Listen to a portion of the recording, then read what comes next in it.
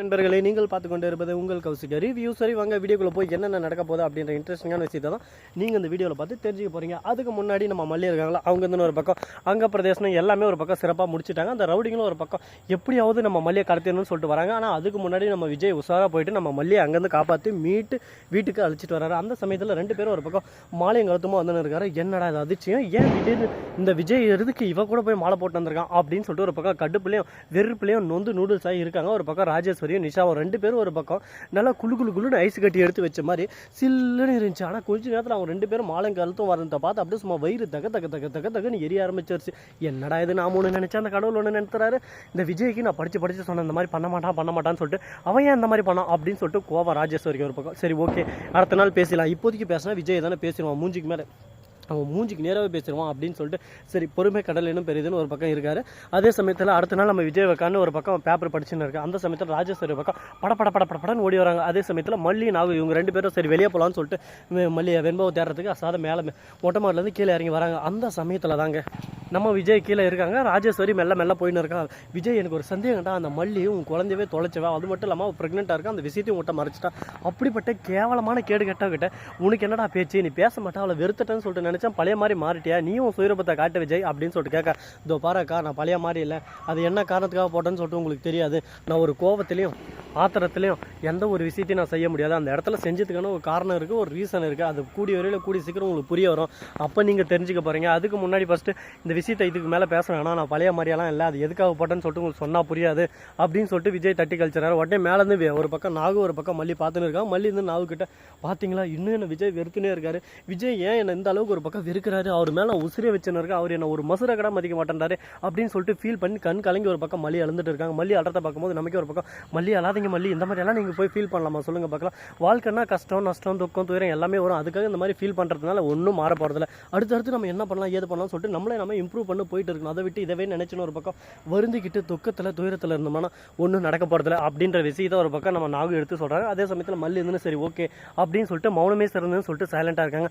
அதே சமயத்தில் இன்னொரு விஷயம் நடக்குதுங்க, அது என்னடா அப்படின்னு சொல்லிட்டு பார்த்தீங்கன்னா நம்ம நிஷா இருக்கால, அவர் இருந்து ஒரு பக்கம் விஜய் கிட்ட இதோ பாரு விஜயே, உன் பொண்ணு எப்படியாவது தொலைச்சிட்டு பார்த்தியா, அவ்வளோ நான் நாத்தினாரம் எப்படி மினிக்கின்னு அங்கங்கே சுற்றின்னு இருக்காங்க சொல்லிட்டு ரெண்டு பேருக்கும் உன் பொண்ணு மேலே அக்கறை தான் இந்த மாதிரியான சுற்றுவாங்களா அப்படி இப்படின்னு சொல்லிட்டு ஏற்றி விட்டுன்னு இருக்காங்க. ஆனால் மல்லியும் ஆகவும் எப்படியாவது வெண்பாவை கண்டுபிடிச்சணும்னு சொல்லிட்டு அங்கங்கே சுற்றின்னு இருக்கிறது அவங்களுக்கு தானே தெரியும், வாழ்க்கையில் எப்படியானா முன்னேறலாம், வாழ்க்கையில் நம்ம ஜெயிக்கணும் அப்படின்ற ஒரு ஆசையிலையும் ஒரு ஆதங்கத்திலையும் சுற்றின்னு இருக்காங்க. அவங்கள பார்த்து இந்த அளவுக்கு ஒரு பக்கம் வன்மத்தை கக்கி கழுவி ஊற்றின்னு இருக்காங்களே, இதெல்லாம் நியாயமாக சொல்லுங்கள் பார்க்கலாம், இதெல்லாம் எங்கே போய் சொல்கிறது, என்ன பண்ணுறாங்க சொல்லுங்கள் பார்க்கலாம்.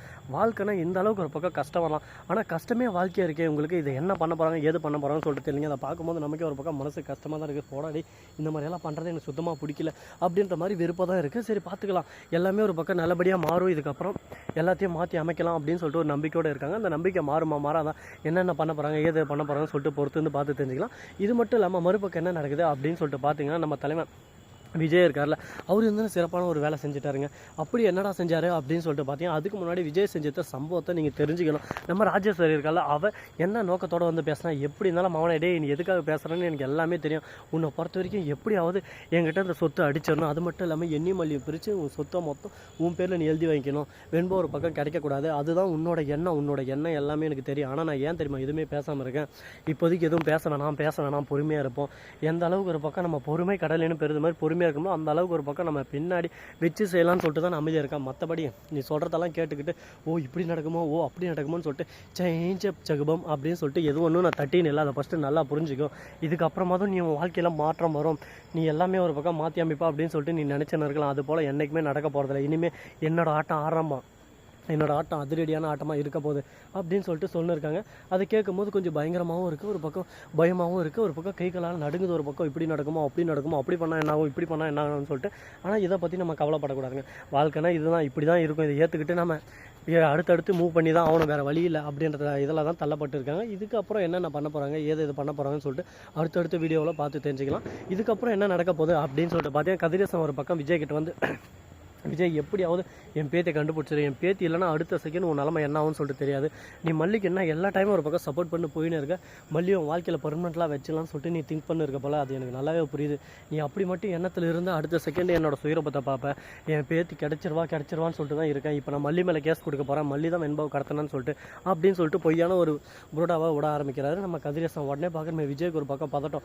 எதுக்காக நான் மல்லியை வெறுத்து ஒதுக்கினுக்கிறேன்னு இப்போனா புரியுதா எல்லாருக்கும். இதுக்காக தான் மல்லி மேலே ஏதோ ஒரு கேஸ் வந்துடக்கூடாது, நான் மல்லி மேலே அதிக அளவு கடந்த பாசத்தை காட்டினா இவங்க 2 பேரும் சேர்ந்து தான் வெண்பாவை தொலைச்சாங்க அப்படின்னு ஒரு தவறான ஒரு புரிதல் அவங்களுக்குள்ள வந்துடும். அதனால் கதிரேசன் முட்டாள்தனமாக எதனா பண்ணுவார். ஆனால் நான் மல்லியை வெறுத்துவதுக்கிறதுனால சரி ஓகே மல்லி மேலே ஒரு ஆக்ரோஷத்தில் தான் இருக்காரு, இது நம்மளுக்கு ஒரு ப்ளஸ் பாயிண்ட்டாக தான் இருக்கும் அப்படின்னு சொல்லிட்டு திங்க் பண்ணுவாங்க அப்படின்னு நினச்சின்னு இருக்காங்க. ஆனால் இதெல்லாம் எங்கே போய் முடிய போகுது, எதெல்லாம் போய் முடிய போகுதுன்னு சொல்லிட்டு தெரியுங்க. ஸ்ரீனிவாசா கோவிந்தா ஸ்ரீனிவாசா அப்படின்ற மாதிரி தான் ஒரு பக்கம் போயின்னு இருக்குது. சரி பார்ப்போம் இன்னும் என்னென்னலாம் பண்ண போகிறாங்கன்னு சொல்லிட்டு. சரி இதெல்லாம் ஒரு பக்கம் இருந்தாலும் அதே சமயத்தில் நம்ம மல்லி இருக்காங்களா அவங்க என்ன சொன்னாங்க அப்படின்னு சொல்லிட்டு பார்த்தீங்கன்னா, நான் அவங்ககிட்ட இதோ பாருனாங்க, நான் எதுக்காகவும் கவலைப்படாதீங்க, எப்படியாவது வெண்பாவை கண்டுபிடிச்சி இந்த வீட்டுக்கு அழைச்சிட்டு வந்து நம்ம அடுத்தடுத்து என்ன பண்ணலாம் ஏது பண்ணலான்ற விஷயத்தை நம்ம அடுத்தடுத்து இம்ப்ரூவ் பண்ணி ஆகணும். இதே மாதிரி விட்டுன்னு இருந்தால் லாஸ்ட்டில் நம்ம என்றைக்கும் ஜெயிக்க முடியாது. வாழ்க்கையில் நம்ம ஜெயிக்கணும்னா ஃபஸ்ட்டு ஒருத்தரை நம்ப ஆரம்பிக்கணும். வெண்பா எப்படி இருந்தாலும் கிடச்சிருவா, வெண்பா மேலே எனக்கு முழு நம்பிக்கை இருக்குது. எங்கேயாவது இருந்து எதனா ஒரு குழு, அவள் புத்திசாலியான ஒரு பொண்ணு, எதனா ஒரு குழு கிடத்தா போதும் அடுத்த செகண்டு வெண்பாவை காப்பாற்றிடலாம் அப்படின்னு சொல்லிட்டு ஒரு எண்ணத்தில் இருக்காங்க.